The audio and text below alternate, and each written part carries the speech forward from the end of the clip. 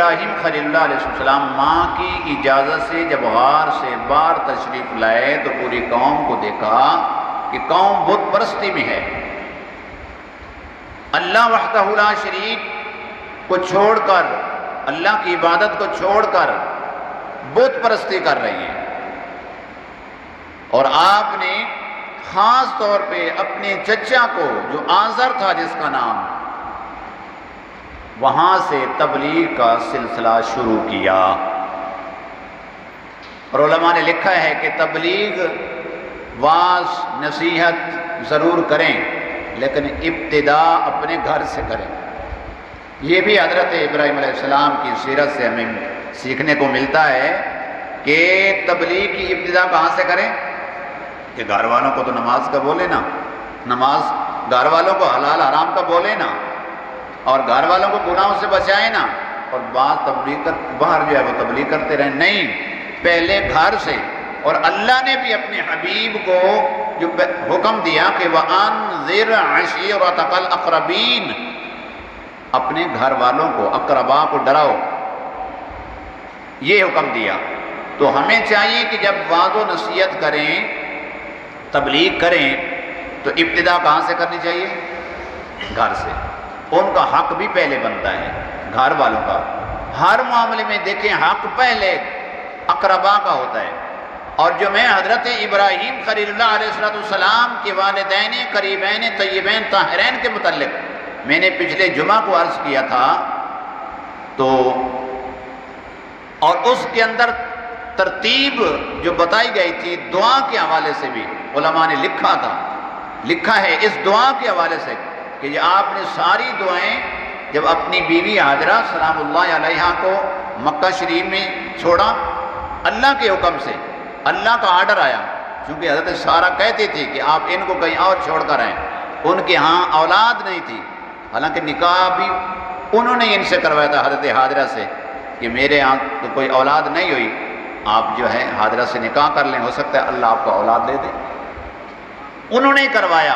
اور پھر جب حضرت اسماعیل ذبیح اللہ علیہ السلام پیدا ہوئے تو پہلے تو اپنے شوہر کی خوشنودی میں، اس کی رضا میں، ان کی خوشی میں شامل رہی، لیکن آہستہ آہستہ ایک مادہ ہوتا ہے نا اندر، غیرت کا مادہ ہوتا ہے کہ میرے ہاں اولاد نہیں ہے، دوسرے ہاں کیا اولاد ہے، میری بھی اولاد ہوتی، لیکن ان پاک نفوس قدسیہ کو ہم اپنے پر قیاس نہیں کر سکتے۔ در حقیقت اللہ پاک نے بیت اللہ شریف کے آباد کرنے کا سبب بنا دیا تھا۔ تو انہوں نے کہا کہ آپ اپنی اس بیوی حاجرہ رضی اللہ تعالیٰ عنہ ان کو اور حضرت اسماعیل علیہ السلام کو کہیں دور چھوڑ کر آئیں۔ تو آپ نے فرمایا، اللہ کے خلیل ہیں، آپ نے فرمایا میں اس معاملے میں بھی اللہ کے حکم کا انتظار کروں گا کہ جب اللہ فرمائے گا تو میں اس کا خلیل ہوں، جب اس کی طرف حکم آئے گا پھر میں ان کو چھوڑ کر آؤں گا۔ چنانچہ انہوں نے انتظار کیا تو اللہ کی طرف سے حکم آیا، آپ ان دونوں کو سرزمین حرم میں چھوڑ کر آئیں۔ اللہ کا حکم آ گیا، اور میں نے پہلے بتا دیا یہ سبب بنا دیا تھا اللہ پاک نے بیت اللہ شریف کے آباد کرنے کا، کہ اب دوبارہ جو ہے وہ تعمیر بھی ہوگی بیت اللہ شریف کی، خانہ کعبہ کی، اللہ کے گھر کی، اور پہلا گھر جو اس زمین پر بنا وہ بیت اللہ شریف ہے، وہ خانہ کعبہ ہے۔ اس کی محبت ہر مسلمان کے دل میں ہے اور ہونی چاہیے، اور اس کو اجاگر کرتے رہنا چاہیے، اس کی محبت کو بڑھانا چاہیے۔ اللہ کے گھر سے محبت اللہ ہی سے محبت ہے، وہ اللہ سے محبت ہے، اللہ کا گھر ہے، اس کی نسبت اللہ سے ہے۔ فرمایا ان اول بیت، بے شک اولا سب سے پہلا گھر، اول بیت سب سے پہلا گھر جو اس دھرتی پر، اس کائنات میں، اس زمین پر بنایا گیا وہ کوئی اور گھر نہیں ہے، وہ اللہ کا گھر ہے۔ ان اول بیت وضع للناس، جو لوگوں کے لیے بنایا گیا، بنایا کیوں گیا؟ کس کے لیے؟ لوگوں کے لیے۔ وضع للناس للذی ببکہ، وہ ہے کہاں؟ مکہ میں۔ وہ کہاں ہے؟ میں اس آیت کا تھوڑا سا خلاصہ پیش کر کے پھر انشاءاللہ تصور میں ہم حرم شریف کی طرف چلتے ہیں. ابھی بھی جا رہے ہیں، اونچا کہہ رہے ہیں سبحان اللہ. مسلمان کو اسی سے تو اس کی پریشانیاں، مصیبتیں، ڈپریشن، یہ سب کچھ جو دور ہوتا ہے وہ اسی چیز سے ہوتا ہے. خدا کی قسم سب سے بڑا وظیفہ یہی ہے کہ اگر لوگ عمل کر لینا، 5 نمازیں پڑھیں اور 5 نمازیں میں تازہ وضو کریں. اب آپ دیکھیں جب آپ مسجد سے باہر تھے اس وقت کیا کیفیت تھی، بازار میں، دکان میں کیا کیفیت تھی، لیکن جیسے ہی آپ نے جمعہ المبارک کی تیاری کی، قصد کیا، ارادہ کیا کہ ہم جمعہ کی تیاری کریں، اچھے کپڑے پہنیں، غسل کریں، مسواک کریں، خوشبو لگائیں، سرما لگائیں، تیاری کریں اللہ کے گھر میں جانے کی، اللہ کی بارگاہ میں جھکنے کی، تو وہیں سے دیکھیں آپ کی کیفیت بدلنا شروع ہو گئی. اور اللہ تو فرماتا ہے کہ جو میرے گھر کی طرف قدم اٹھتے ہیں نا، اللہ فرماتا ہے ہم ان قدموں کو بھی لکھتے ہیں. وقدموا، وہ کیا ہے آیت کریمہ؟ آثارہم، سورہ یاسین کی. ہاں، وَنَكْتُبُ مَا قَدَّمُوا وَآثَارَهُمْ، وَنَكْتُبُ، ہم لکھتے ہیں. اللہ کیا فرماتا ہے؟ وَنَكْتُبُ، ہم لکھتے ہیں. وَقَدِّمُوا وَآثَارَهُمْ، وَنَكْتُبُ مَا قَدَّمُوا وَآثَارَهُمْ. اللہ فرماتا ہے جو میرے گھر کی طرف قدم اٹھتے ہیں نا، آثارہم، قدموں کے جو نشان ہیں، اللہ فرماتا ہے ہم تو اس کو بھی لکھتے ہیں. اور اس سے ایک میں چونکہ اہل سنت کا میں خادم ہوں، اہل سنت کا جو عقیدہ ہے وہ پیش کرنا کہ جیسے ہم کہتے ہیں کہ اللہ والوں کے کام بھی اللہ کے کام ہوتے ہیں. دیکھو لکھتے اب فرشتے ہیں. وَنَكْتُبُ، اللہ فرماتا ہے ہم لکھتے ہیں. لکھتے کون ہیں؟ فرشتے. جیسے رزق اللہ دیتا ہے، رزق کون دیتا ہے؟ بولیے، اللہ کا نام تو بلند کرو نا یار. یہ ساری ڈپریشن کا علاج ہے. یہ جو میں بتانا چاہ رہا ہوں کہ گھر سے نکلتے ہیں، تیاری کرتے ہیں، کیفیت بدلنا شروع ہو جاتی ہے. یعنی تصور جب اس طرف بن جاتا ہے نا، نیکی کی طرف، اللہ کی طرف لو لگ جاتی ہے، تو ایسا ایسا یہ ساری جو ایک ٹینشن ہے، ایک ڈپریشن ہے، ایک پریشانی ہے، غم ہوتا ہے، اس سے آدمی نکلنا شروع ہو جاتا ہے. اور پھر جیسے ہی چلتے چلتے اللہ کے گھر میں پہنچتے ہیں اور پھر قرآن و سنت کا بیان سنتے ہیں، مدینے والے کی شان سنتے ہیں اور اللہ کے حبیب کا فرمان سنتے ہیں، بالکل دل کی دنیا بدل جاتی ہے، ایک غم سا اتر جاتا ہے. یہ ہے علاج، بہترین علاج. آج لوگ علاج ڈھونڈ رہے ہیں کہ یہ پریشانی، یہ غم، یہ تکلیفیں کیسے دور ہوں گی. خدا کی قسم اللہ خود فرماتا ہے، الا خبردار سن لو، اللہ خود کہتا ہے الا بذکر اللہ تطمئن القلوب. آپ بھی کہتے ہیں سبحان اللہ. قرآن سن کے تو مومن کا دل خوش ہوتا ہے، پڑھ کے بھی خوش ہوتا ہے اور سن کے بھی کیا ہوتا ہے؟ خوش ہوتا ہے نا. اور خوشی کا پتہ کیسے چلے گا؟ ادھر سے کیا نکلے گا؟ سبحان اللہ. کیا نکلے گا ادھر سے؟ ہاں، یہ ہے کہ مسلمان جب قرآن سنتا ہے یا پڑھتا ہے اس کا دل خوش ہوتا ہے. اور جب سنے اللہ کا قرآن تو زبان سے نکلتا ہے لفظ سبحان. کیا نکلتا ہے؟ لفظ سبحان. اب اس لفظ سبحان کو بھی نماز کی ابتدائی حالت سے لے کر انتہا حالت تک اگر آپ غور کریں نا، تو لفظ سبحان جہاں پر آتا ہے وہ نمازی کی ایسی کیفیت، ایسی حالت میں آتا ہے جو سب سے زیادہ اللہ کو پسند ہے. میں اور اس کو اجاگر کر دیتا ہوں، واضح کر دیتا ہوں. نمازی قیام میں ہو تب بھی بڑی شان والا ہے، بڑی سعادت مندی ہے. رکوع میں ہو یہ بھی بڑا کمال ہے، یہ بھی بڑی فضیلت رکھتا ہے کہ اللہ فرماتا ہے وَارْكَعُوا مَعَ الرَّاكِعِينَ. رکوع کرنے والوں کے ساتھ کیا کرو؟ بولو، خاموش ہو گئے ہیں. رکوع کرنے والوں کے ساتھ کیا کرو؟ رکوع کرو. مطلب ہے نماز جماعت سے پڑھو. نماز کیا پڑھو؟ جماعت سے پڑھو. رکوع کی حالت بھی اچھی. رکوع سے پھر سیدھا کھڑا ہونا جس کو قومہ کہتے ہیں، قاف واو میم ہا قومہ. سمیع اللہ لمن حمیدہ. کہنے کے بعد کھڑا ہوتا ہے نا مقتدی. بولیے اس کو کیا کہتے ہیں؟ یہ بھی شامل ہے سیرت ابراہیم خلیل اللہ میں. کوئی کہے کہ واقعہ تو ابراہیم خلیل اللہ کا بیان کر رہے ہیں تو پھر یہ باتیں اس میں شامل ہیں. اور میں یہ جگہ جگہ جہاں بھی میرے خطابات ہوتے ہیں میں کہتا ہوں کہ بھائی ہماری قوم اس نے یہ تو یاد رکھا کہ مدینے والے مصطفیٰ آمنہ کے لال کب آئے تھے. یہ تو پتہ ہے کب آئے تھے. ڈھیلا بولو کوئی آ نہ جائے. 12 ربیع الاول عید میلاد النبی. کب آئے تھے؟ ہماری قوم کو یہ تو پتہ ہے کہ حضور کب آئے تھے، لیکن یہ قوم بھول گئی حضور کیوں آئے تھے، حضور کی آمد کا مقصد کیا تھا، یہ قوم بھول گئی. آج کو یہ سبق سنائے تو سننے کے لیے کوئی الا ماشاءاللہ اچھے لوگ ہیں، آپ انہی میں شامل ہیں جو یہ باتیں حضور کی سنتے ہیں. قوما سمی اللہ لمن حمیدہ، یہ بھی بڑی فضیلت والا ہے. کتنی بڑی بات ہے. سمی اللہ لمن حمیدہ، اللہ نے اس کی سن لی. سمی اللہ، اللہ نے اس کی سن لی. اب جب یہ پڑھنا نا، امام خیر پڑھے گا جماعت میں تو مقتدی کیا کہیں گے؟ اللہم ربنا ولکل حمد. یہ نماز کے اندر تو یہ جماعت میں. جب تنہا جب پڑھنا نا تو کاش کہ ہم نماز ایسی پڑھیں، ایسی نماز پڑھیں کہ جیسے حدیث پاک میں فرمایا کہ ایسی نماز پڑھو جیسے تم اللہ کو دیکھ رہے ہو. اور اگر یہ نہ ہو تو یہ تو تصور ہونا چاہیے کہ اللہ تمہیں دیکھ رہا ہے. یہ تو تصور کرو نا کہ یقیناً اللہ دیکھ رہا ہے. ان اللہ کان علیکم رقیبا، اسی کی شان ہے. بے شک اللہ ہر وقت تمہیں.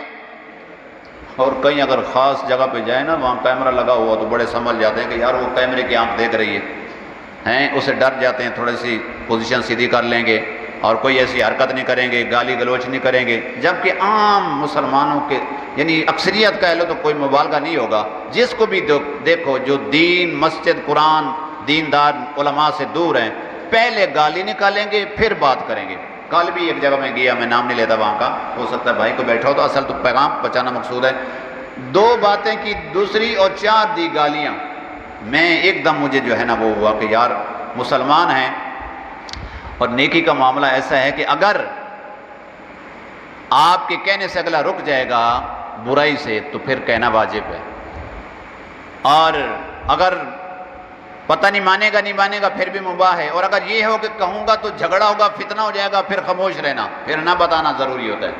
تو میں نے ہمت کر کے میں نے بول دیا میرے بھائی ہم الحمدللہ مسلمان ہیں. ہم کیا ہیں؟ کہیے الحمدللہ. ہاں، اس پر اللہ کا شکر ادا کیا کریں اور استقامت کی دعا بھی کیا کریں. آج بڑے فتنے ایمان کے لالے پڑے ہوئے ہیں. اللہ ہمارا ایمان سلامت رکھے. ہاں، سنا جنگل رات اندھیری، چھائی بدلی کالی ہے، سونے والوں جاگتے رہیو چوروں کی رکھوالی ہے.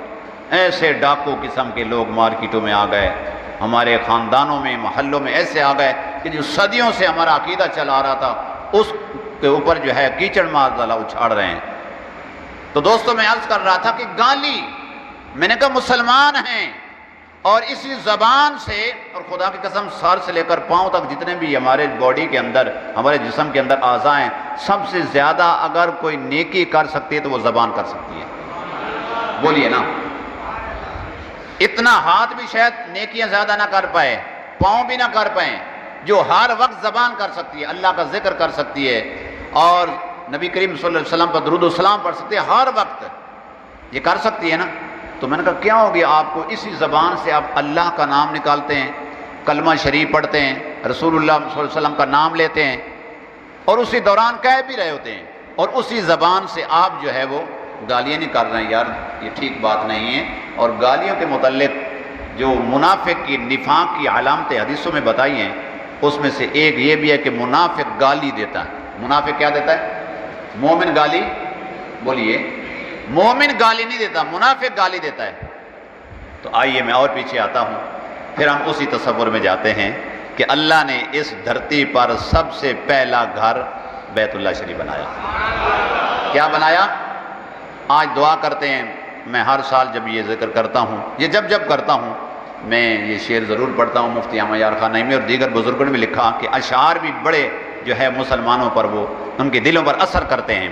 میں دعا کرتا ہوں، اور جمعے میں تو یقیناً ایک گھڑی ہوتی ہے جو اللہ کی بارگاہ میں دعا کی جائے تو اللہ قبول کر لیتا ہے، اور پڑھیں گے مل کے، یا خدا حج پہ بلا کہ میں کعبہ دیکھوں، یا خدا حج پہ بلا کہ میں کعبہ دیکھوں، کاش ایک بار میں پھر گنبد خضرا دیکھوں، کاش ایک بار میں پھر گنبد خضرا دیکھوں۔ حضرت ابراہیم خلیل اللہ علیہ السلام نے اللہ کے آرڈر، اس کے حکم سے ہی آپ نے کیا کیا؟ حضرت حاجرہ کو سلام اللہ علیہ اور حضرت اسماعیل ذبیح اللہ کو سرزمین حرم میں چھوڑا۔ بات میں عرض کر رہا تھا کہ جب چھوڑا تو دعائیں کی، اور دعائیں کہاں سے شروع ہوتی ہیں؟ پچھلے جمعہ کو بھی میں نے بتایا تھا، ربنا انی اسکنت من ذریتی، اور آخر میں جو رب اجعلنی مقیم الصلاۃ، جو نمازی ہر نماز میں یہ پڑھتا ہے، رب اجعلنی مقیم الصلاۃ ومن ذریتی، مجھے بھی نماز پر اور میری ذریت کو غور کریں۔ اور میں یہ عرض کر رہا تھا کہ کاش کہ ہم یہ توجہ سے، غور سے اور معنوں پر غور کر کے نماز پڑھتے تو نماز کا لطف بھی کچھ اور ہوتا۔ آج جو ہماری بری عادتیں نہیں چھوٹتی، اس کی وجہ یہی ہے کہ ہم رسمی نمازیں پڑھتے ہیں، ہم جسمانی طور پر مصلی پہ مسجد میں نماز کے لیے کھڑے ہوتے ہیں، لیکن ہم روحانی طور پر، ذہنی طور پر ہم بازاروں میں، گھروں میں، مارکیٹوں میں کہاں گھسے ہوتے ہیں، ہمارا ذہن ادھر چل رہا ہوتا ہے۔ اگر ہم یہ نماز صحیح طریقے سے پڑھ لیں، خضوع کے ساتھ، جس طرح اللہ اور اللہ کا حبیب چاہتے ہیں اس طرح پڑھ لیں، تو ہماری ساری پریشانیاں دور ہو جائیں۔ ڈپریشن کا بہترین اور پریشانی کا بہترین جو ہے وہ علاج ہے نماز کے اندر۔ اور کاش کہ ہم وضو جو ہے، آپ دیکھیں کہ وضو بھی کریں، اس سے بھی جو ہے ڈپریشن یہ دور ہوتا ہے، ٹینشن دور ہوتی ہے۔ خیر، ہم نے جو کام کرنا ہے وہ اللہ کے لیے کرنا ہے، اللہ کی رضا کے لیے کرنا ہے، لیکن ضمناً یہ سارے فائدے حاصل ہوتے ہیں۔ رب اجعلنی مقیم الصلاۃ ومن ذریتی، آپ دعا کر رہے ہیں حضرت ابراہیم خلیل اللہ، اے اللہ مجھے بھی اور میری ذریت، میری اولاد کو بھی نمازی بنا، نماز پر قائم رکھ۔ ربنا، اے ہمارے پالنہار، وتقبل دعا، ہماری دعا کو قبول فرما۔ اللہ کا خلیل ہو اور دعائیں کریں اور اللہ قبول نہ کرے، ہو سکتا ہے؟ اللہ کا خلیل دعا کرے، اور یقیناً ہر نبی مستجاب الدعوات ہے، اس کی دعا قبول ہوتی ہے، لیکن پہلے سپارے کے اندر جب آپ بیت اللہ شریف بنا رہے تھے، اللہ کے حکم سے بنا رہے تھے، اس وقت بھی جب بنا لیا، وَإِذْ يَرْفَعُ إِبْرَاهِيمُ الْقَوَاعِدَ مِنَ الْبَيْتِ وَإِسْمَاعِيلُ، جب ان کی بنیادوں کو اٹھا رہے تھے، اللہ فرماتا ہے حضرت ابراہیم خلیل اللہ اور حضرت اسماعیل ذبیح اللہ، اور جب اٹھا رہے تھے اس کی بنیادوں کو، تو اللہ فرماتا ہے وَإِذْ يَرْفَعُ إِبْرَاهِيمُ الْقَوَاعِدَ مِنَ الْبَيْتِ وَإِسْمَاعِيلُ، بنانے کے بعد اب دیکھیں نیکی کتنی بڑی۔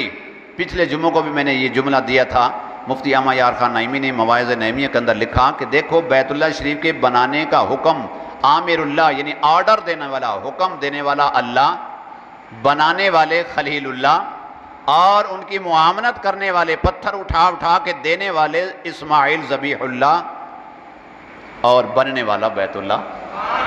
کتنی بڑی نیکی ہے، لیکن پھر بھی قرآن مجید، فرقان حمید، برہان رشید نے حضرت ابراہیم علیہ السلام کے ان الفاظ کو کوٹ کیا۔ قرآن میں آیا جب اللہ نے فرمایا وَإِذْ يَرْفَعُ إِبْرَاهِيمُ الْقَوَاعِدَ مِنَ الْبَيْتِ وَإِسْمَاعِيلُ، اب بنانے کے بعد اللہ کی بارگاہ میں عرض کرتے ہیں ربنا تقبل منا إنك أنت السميع العليم. اللہ کے حکم سے بنایا بھی صحیح، اور بنایا بھی کیسا گھر؟ بیت اللہ. گھر میں نماز پڑھیں تو ایک نماز کا ثواب، مسجد میں پڑھیں تو جماعت کے ساتھ 27 نماز کا ثواب. اگر اللہ توفیق دے مسجد نبوی شریف میں پڑھیں 50,000 نماز کا ثواب. مدینے والے مصطفیٰ فرماتے ہیں اگر مکے میں بیت اللہ شریف میں ایک نماز پڑھیں تو 1,00,000 نماز کا ثواب. اتنا بڑا ثواب جو وہاں جا کر نماز پڑھے. خود سوچیں کہ جس نے بنایا ہوگا، بنا کر پھر بھی اللہ کی بارگاہ میں عرض کرتے ہیں ربنا، اے ہمارے رب تقبل منا، اس کو قبول کر لے. اس کو کیا کر لے؟ یعنی سیرت ابراہیم خلیل اللہ سے یہ بھی سبق مل رہا ہے کہ نیکی کر کر کے بھی اللہ سے دعا کریں. کیا کریں؟ آپ نے یہ ساری دعائیں کی. پھر آئیے میں اس طرف آپ کو لے آنا چاہتا ہوں، اور پھر میں انشاءاللہ آپ کو یہ قربانی کے حوالے سے چند ضروری پیغامات جو دینے ہیں وہ دینا چاہتا ہوں. حضرت ابراہیم خلیل اللہ علیہ السلام نے جب دعائیں کی رب اجعلنی مقیم الصلاۃ ومن ذریتی ربنا وتقبل دعا، آگے ہے ربنا اغفر لی ولوالدی، میری مغفرت فرما، ولوالدی میرے والدین کی، وللمؤمنین یوم یقوم الحساب اور تمام مومنوں کی جب یوم حساب ہو. اب یہ ترتیب دیکھیں ڈاکٹر صاحب کیا ہے. پہلے کس سے شروع کیا؟ میں نے بات شروع کی تھی کہ تبلیغ بھی ابراہیم علیہ السلام نے گھر سے شروع کی. کہاں سے کی؟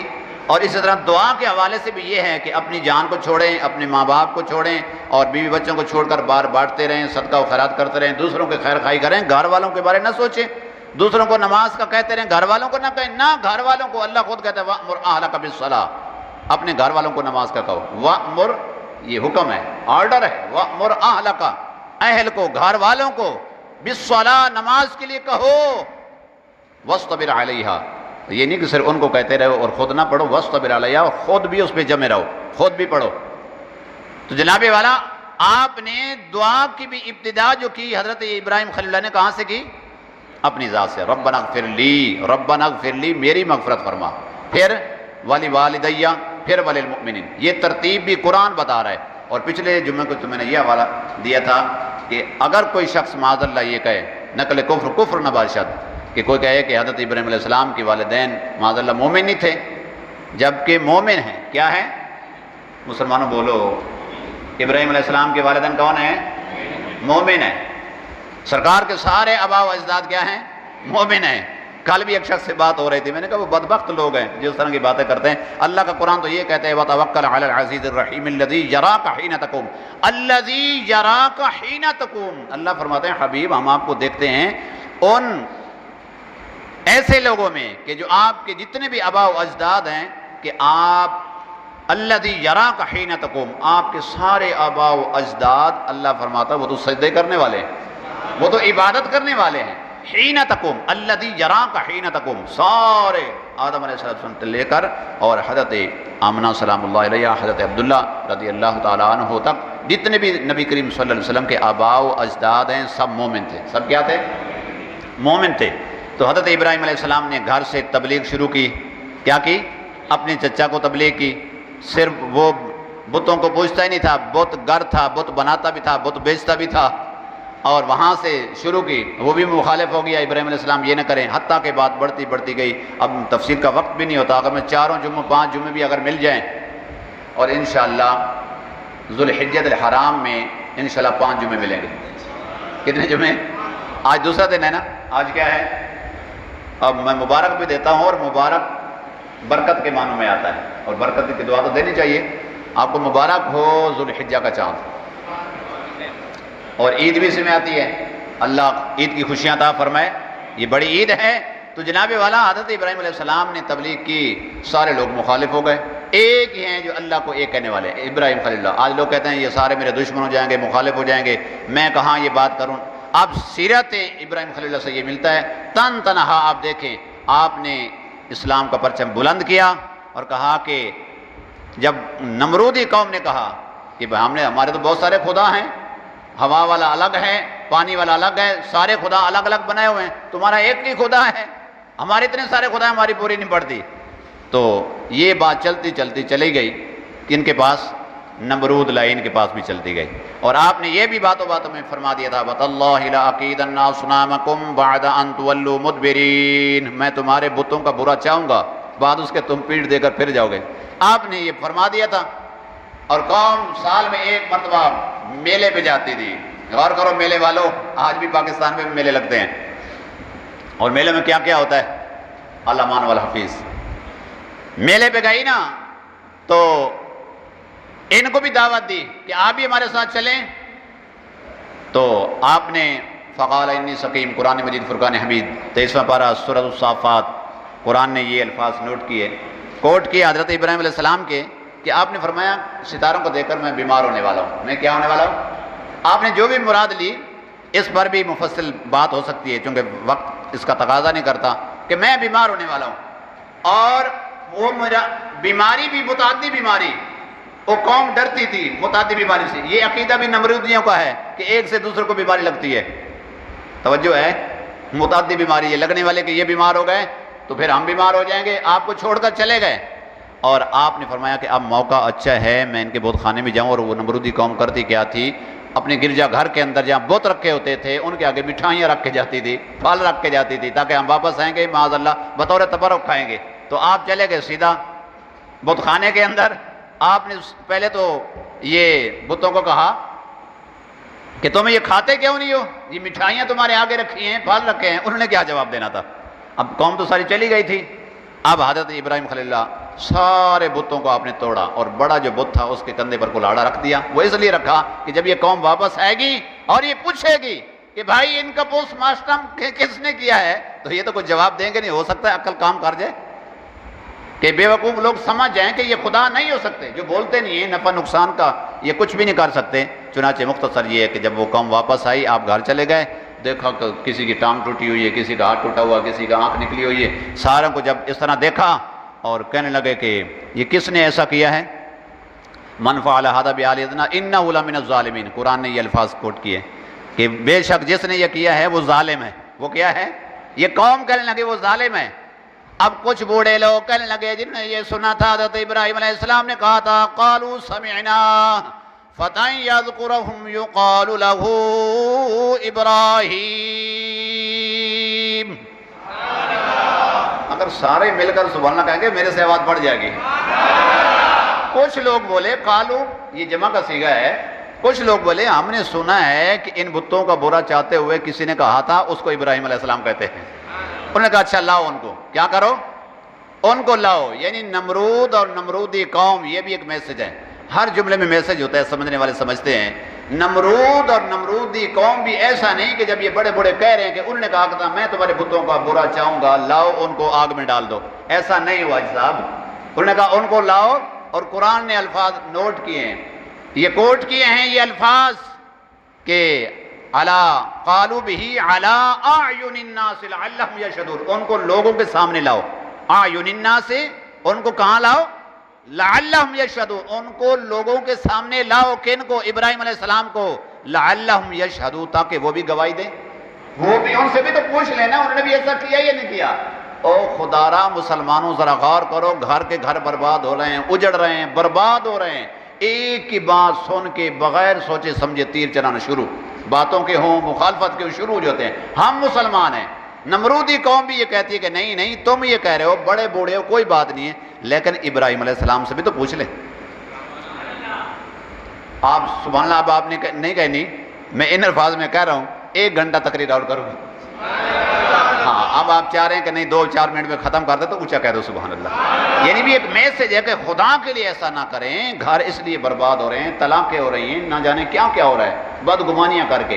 نمرود قوم جیسی وہ بھی یہ کہتے ہیں کہ ابراہیم علیہ السلام کو لاؤ. یہ قرآن کہتا ہے 17واں سپارہ ہے اللہ کا قرآن ہے کہ ان کو بلائے. وہ بھی تو گواہی دینا کہ انہوں نے بھی ایسا کیا نہیں کیا. تو وہ تو جب بلائے گئے اور بالکل انہوں نے کہا کہ میں نے ایسا کیا ہے. بلکہ پہلے آپ نے فرمایا انت فعلت بآلہتنا یا ابراہیم تم نے ایسا کیا ہے. جب لائے گئے تم نے ایسا کیا ہے تو آپ نے فرمایا میرے سے پوچھنے سے پہلے انہی سے پوچھ لو کہ تاکہ یہ لاجواب ہو جائے. جب یہ بتائیں گے نہیں تو ہو سکتا ہے ان کی عقل کام کر جائے کہ ہم بتوں کو چھوڑ دیں. ہم بتوں کو، ہم ملت ابراہیم خلیل اللہ پر ہیں. مسلمانوں آج پاکستان بنا تھا مسجدوں کے لیے، ناراض تو نہیں ہوں گے؟ اور سارے ہلا دو کم از کم ہیں. مسجد کس کے لیے پاکستان بنا تھا؟ ابراہیم خلیل اللہ تو بتوں کو توڑ رہے ہیں، مخالفت کر رہے ہیں، اور ہم گرجے گھر بنائیں. ہم سے مراد یہ کچھ کلمہ پڑھنے والے مسلمان، خاص طور پہ حکمران، اللہ ان کو ہدایت دے. آمین تو کہہ سکتے ہو. پاکستان بنا تھا کس کے لیے؟ مسجدوں کے لیے، اللہ کے گھر کے لیے. اب کرکٹ کھیلنی ہو تو اللہ کے گھر کے تالے لگا دو. یہ لاہور کا معاملہ ہو، ماضی کے اندر آپ ماشاءاللہ سارے سمجھتے ہیں. مسجدوں کو تالے، جمعہ نہ پڑھنے دیں، کیوں؟ کرکٹ ہو رہی ہے. پاکستان کرکٹ کے لیے بنا تھا. کس کے لیے بنا تھا؟ مسجدوں کے لیے. پاکستان کا مطلب ہی دہرا لو. پاکستان کا مطلب لا الہ الا اللہ. پاکستان کا مطلب کیا؟ سارے کہہ دو بھائی. پاکستان کا مطلب کیا؟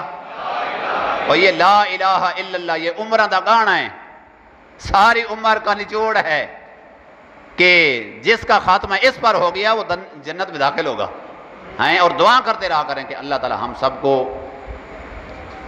کلمے جب تک جئیں تو اسلام پر، موت آئے تو ایمان پر، کلمے والی موت ہو، عافیت والی موت ہو. پاکستان کا مطلب کیا؟ کون ہمارے رہنما؟ محمد الرسول اللہ. کون ہمارے رہنما؟ محمد الرسول اللہ صلی اللہ علیہ وسلم. انشاءاللہ یہاں سے کچھ